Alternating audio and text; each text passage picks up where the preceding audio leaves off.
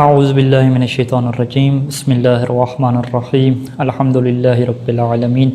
والصلاة والسلام علی محمد وآلہ اجمعین واللعنۃ الدائمۃ علی اعداء محمد وآل محمد اما بعد وفقنا اللہ وإیاکم للعلم والعمل الصالحین انشاءاللہ تعالی عن ابی عبداللہ علیہ السلام قال من اراد اللہ به الخیر قذف فی قلبه حب الحسین وحب زیارته ومن اراد اللہ به السوء قذف فی قلبه بغض الحسین وبغض زیارته۔ محترم ناظرین اور مومنین کرام، ہم یہ جانتے ہیں کہ دین اسلام نے محمد و آل محمد نے زیارات کی بہت زیادہ رغبت دلائی ہے، انبیاء کے قبور کی زیارت، اوصیاء کے قبور کی زیارت، اور اس کا بہت عظیم ثواب بیان فرمایا ہے۔ اور ان تمام زیارات میں سے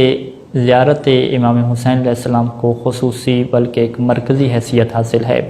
کہ جس کے بارے میں بہت زیادہ روایات اہل بیت علیہ السلام سے موجود ہیں، جیسے کہ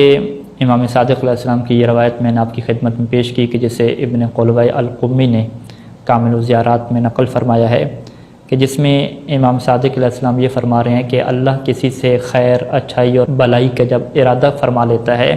تو پھر اس کے دل میں امام حسین علیہ السلام کی محبت و حب زیارت ہی اور زیارت امام حسین علیہ السلام کی محبت اس کے دل میں ڈال دیتا ہے۔ اور پھر فرمایا کہ اگر اللہ کسی سے اچھائی کا ارادہ نہیں چاہتا، چونکہ بہت سارے لوگ اس قابل نہیں ہوتے، اپنے آپ کو اس قابل نہیں بناتے کہ اللہ ان سے اچھائی کا ارادہ کرے، بلکہ اللہ اس سے اگر برائی کا ارادہ چاہتا ہے ان کی اپنی وجہ سے، تو پھر قذف فی قلبہ بغض الحسین، تو پھر اللہ ان کے دل میں بغض حسین ڈال دیتا ہے، اور نہ فقط بغض حسین بلکہ فرمایا وہ بغض زیارت ہی، زیارت امام حسین علیہ السلام کا بغض بھی اس کے دل میں ڈال دیتا ہے۔ یہاں پہ جو موضوع گفتگو ابھی ہم شروع کرنے لگے ہیں اس میں ہم یہ سوال اٹھائیں گے کہ لوگ کیوں زیارت امام حسین علیہ السلام پہ جاتے ہیں، اور اس کا فلسفہ اور اس کی حکمت کیا ہے کہ دین اسلام نے اس کے اوپر بہت زیادہ روایات اور بہت زیادہ تاکید فرمائی ہے۔ حتیٰ کہ بعض روایات میں یہ بھی ملتا ہے کہ جو بندہ استطاعت رکھتا ہے اس کے اوپر واجب ہے کہ وہ زیارت امام حسین علیہ السلام کو جائے، اور جو استطاعت رکھتے ہوئے حج اور عمرہ تو کر لے لیکن زیارت پہ نہ جائے تو اسے عاق رسول اللہ اور اہل بیت کا عاق بھی شمار کیا گیا ہے۔ اگر ہم زیارت کے مفہوم اور مطلب کی طرف جائیں اور لغات کی قدیم کتابوں کی طرف جائیں تو اس وقت میرے سامنے لغت کی کتاب مجموع البحرین جو طراحی کی ہے، اس میں جو اس کا پہلا معنی ذکر کیا گیا ہے زیارت کا، زارہ یزورہ زیارتاً قصدہ، زیارت کا مطلب قصد کرنا، ارادہ کرنا، کسی کی طرف توجہ کرنا، یہ اس کا ایک معنی بیان کیا گیا ہے۔ جو توجہ کرنے والا ہے، ارادہ کرنے والا ہے، اسے زائر کہتے ہیں، اور جس کی طرف توجہ کی جا رہی ہے اسے مزور کہتے ہیں۔ تو یہاں پہ اب اگر آپ اس معنی کو لیں تو اس زیارت کے معنی کے مطابق جو دور سے جیسے پاکستان اور ہندوستان میں مومنین بیٹھے ہیں، اگر وہ اپنی جگہ پہ بیٹھ کے امام حسین علیہ السلام کی طرف توجہ کرتے ہیں اور ان کی طرف ارادہ اور قصد کرتے ہیں تو اسے بھی زیارت کہا جائے گا۔ اور زیارت کا جو دوسرا معنی ہے وہ ملاقات کرنا، کسی کی ملاقات کو جانا، اسے بھی ہم زیارت کہتے ہیں۔ اور جس طرح سے ائمہ علیہ السلام کی زندگی میں ان کی ملاقات کے لیے ہم جایا کرتے تھے، اسی طریقے سے جب وہ اس دنیا سے چلے گئے ہیں تو اب ان کی قبور پہ، ان کی قبروں پہ، ان کے حرم میں ہم ان کی زیارت کے لیے جاتے ہیں، تو اسے بھی ہم کیا کہتے ہیں؟ زیارت کہتے ہیں۔ اگر ہم دیکھیں کہ لوگ زیارت کے لیے کیوں جاتے ہیں تو ہم اس کو دو کیٹیگری میں تقسیم کر سکتے ہیں کہ ایک وہ طبقہ ہے کہ جو دینی ہدف رکھتا ہے، اور ایک وہ طبقہ ہے کہ جو دینی ہدف سے ہٹ کے ایک انسانیت اور ایک جو دنیا کا رسم و رواج ہے اس کے مطابق کیا ہے، وہ یہ کہتا ہے کہ زیارت امام حسین علیہ السلام کے لیے جانا چاہیے۔ جو دینی ہدف رکھتا ہے اس میں ہمیں تین ہدف ہمارے سامنے آتے ہیں، اور اس میں سے ایک ہی ہدف بہتر ہے کہ جس ہدف کو اگر رکھا جائے تو یہ زیارت انسان کے لیے بہت بڑی عبادت بن جاتی ہے۔ وہ پہلا مقصد کون سا ہے؟ وہ مقصد یہ ہے کہ انسان سے اگر سوال کیا جائے کہ تم کیوں زیارت امام حسین علیہ السلام کے لیے جا رہے ہو، یا کیوں اپنے گھر میں بیٹھ کر زیارت امام حسین علیہ السلام پڑھ رہے ہو، اور کیوں امام حسین علیہ السلام کی طرف توجہ کر رہے ہو، تو اگر وہ یہ کہے کہ میرا مقصد فقط اللہ کا قرب حاصل کرنا ہے، چونکہ اللہ کو یہ کام بہت پسند ہے، چونکہ اللہ نے اس کا حکم دیا ہے، میرا کوئی مقصد بھی نہیں ہے، نہ میرا مقصد جنت کی لالچ ہے، نہ میرا مقصد عذاب سے بچنا ہے، فقط مقصد اللہ تعالیٰ کی اطاعت ہے، کیونکہ اللہ کو یہ کام بہت پسند ہے، تو یہ وہ عظیم مقصد ہے کہ اگر یہ والا مقصد لوگ رکھ رہے ہیں تو یہ بہت بڑی عبادت بنے گی۔ اور دوسرا مقصد وہ جنت کا حصول ہے، چونکہ روایات میں یہ بات واضح موجود ہے کہ جو زیارت امام حسین علیہ السلام کے لیے جاتا ہے اس کو جنت میں کوئی عام مقام نہیں ملتا، بلکہ فی اعلیٰ علیین، جو بلند لوگوں کا ایک سٹیٹس وہاں پہ ہوگا وہ اسے نصیب ہوگا اور اس کے تمام گناہ معاف کر دیے جاتے ہیں۔ تو لہٰذا اس کی زیارت کا مقصد کیا ہوتا ہے کہ مجھے جنت حاصل ہو، اگرچہ یہ عبادت نہیں ہے۔ اور ایک اور مقصد بھی ہوتا ہے کہ وہ دنیاوی مقاصد ہوتے ہیں، چونکہ زیارات کی روایات میں یہ بات واضح طور پہ موجود ہے کہ جو انسان زیارت کے لیے جاتا ہے تو اس کی جو عمر ہے وہ شمار نہیں کی جاتی، جتنے وقت وہ زیارت میں مشغول ہے وہ وقت اس کی عمر میں نہیں لکھا جاتا، اس کی عمر لمبی کر دی جاتی ہے، اس کے رزق میں برکت ہو جاتی ہے اور اس طریقے سے اس کی زندگی بابرکت بن جاتی ہے۔ تو کچھ کا مقصد یہ بھی ہوتا ہے کہ ہم دنیاوی طور پہ بابرکت ہو جائیں، ہماری عمر میں، ہمارے رزق و مال میں اضافہ ہو جائے۔ یہ مقصد بھی عبادت نہیں ہے، کیونکہ یہ مقصد انسان کی اپنی ذات کا ہے۔ اور اگر ہم ان مقاصد سے ہٹ کے ہم یہ دیکھیں کہ دنیا والے کیا سمجھتے ہیں، دنیا میں انسانیت کے ہاں کیا رواج ہے اور کیا رسم ہے اور کیا اخلاقیات ہیں، تو ہم یہ دیکھتے ہیں کہ دنیا میں کوئی بھی اگر ایک انسان ایک خدمت انجام دیتا ہے اور قربانی پیش کرتا ہے تو اس کی قربانی کی یاد کو زندہ رکھنے کے لیے تمام لوگ اس کے یوم وفات پہ اسے خراج تحسین پیش کرتے ہیں۔ اگر اس کی قبر موجود ہے، اس کی جگہ موجود ہے تو وہاں پہ سب جمع ہوتے ہیں اور اسے خراج تحسین پیش کرتے ہیں اور وہ کہتے ہیں کہ یہ ہماری قوم کا، ہمارے ملک کا ایک چیمپئن ہے، ایک شجاع انسان ہے کہ جس نے قربانی کی مثال قائم کی ہے، ہمیں اس کی یاد کو زندہ رکھنا ہے، ہمیں اس کے پیغامات کو زندہ رکھنا ہے، ہمیں اس کی کارکردگی اور اس کے اعمال کو اگلی نسلوں تک پہنچانا ہے اور زندہ رکھنا ہے۔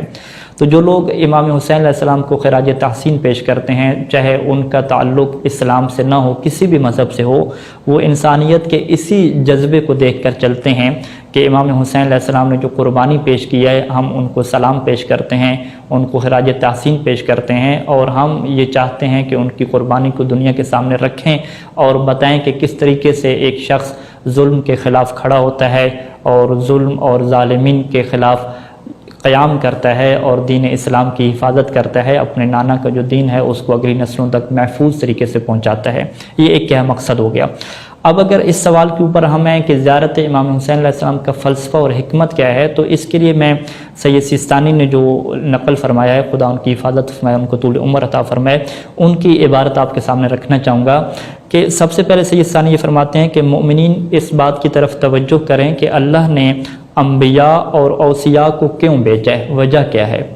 وہ فرماتے ہیں کہ انبیاء، اوصیاء اور جو ہمارے ائمہ علیہ السلام ہیں، ان کو بھیجنے کا مقصد فقط یہی تھا تاکہ یہ لوگوں کے لیے نمونہ عمل بنیں، لوگ ان کو دیکھ کر ان سے سیکھیں اور ان کے افعال کے مطابق، ان کی تعلیمات کے مطابق عمل کریں، یہی مقصد ہے۔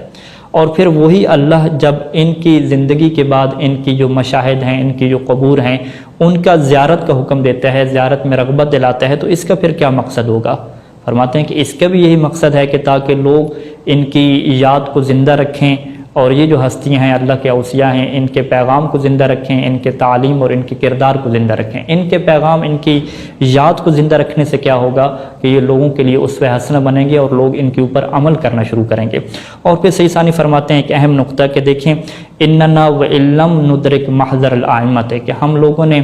ائمہ علیہ السلام کی زندگی کو نہیں پایا، نہیں درک کیا،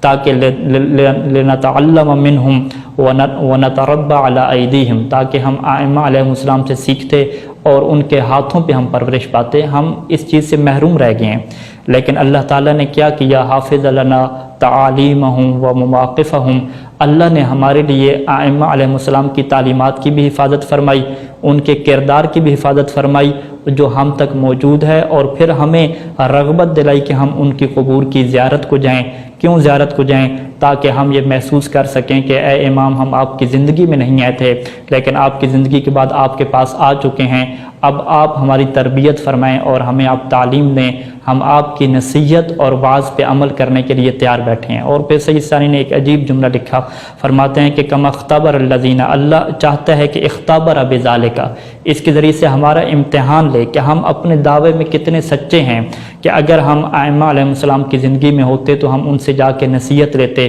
ان کے احکامات پہ عمل کرتے، ہم یہ دیکھیں کہ ہم کتنے سچے ہیں۔ یہ ہماری آزمائش ہے، آج بھی ہم ان کی مقامات پہ جاتے ہیں، ان کی قبور پہ جاتے ہیں تو ہم خود سوچیں کہ ہم اس دعوے میں کتنے سچے ہیں، جیسا کہ یہی امتحان ان لوگوں کا تھا کہ جو ان کی زندگی میں موجود تھے اور ان کے پاس جاتے تھے۔ اور پھر فرماتے ہیں کہ یہ تبھی ہو سکتا ہے کہ جب ہم ائمہ علیہ السلام کی سیرت کے مطابق چلیں، جس طریقے سے وہ چاہتے ہیں اس طریقے سے ہم بنیں۔ اور یہاں پہ ایک روایت کو سید ثانی دامت ظلہ نے نقل فرمایا کہ جو امیر المومنین علیہ السلام سے ہے، کہ امیر المومنین علیہ السلام نے جنگ جمل میں یہ فرمایا تھا کہ انہ قد حاضرنا قوم لم یزالوا فی اصلاب الرجال ورحام النساء، کہ دیکھو ہمارے ساتھ جو جنگ کرنے آئے ہیں، ہمارے ساتھ مل کے جو جنگ کریں گے، اس میں ایک ایسی قوم بھی حاضر ہو چکی ہے کہ جو ابھی تک اس دنیا میں نہیں آئی، بلکہ وہ مردوں کے صلب میں ہے اور خواتین کے رحم میں باقی ہے، جو صلب میں ابھی چلیں گے، اگلی نسلیں آئیں گی، وہ بھی ہمارے ساتھ حاضر ہیں۔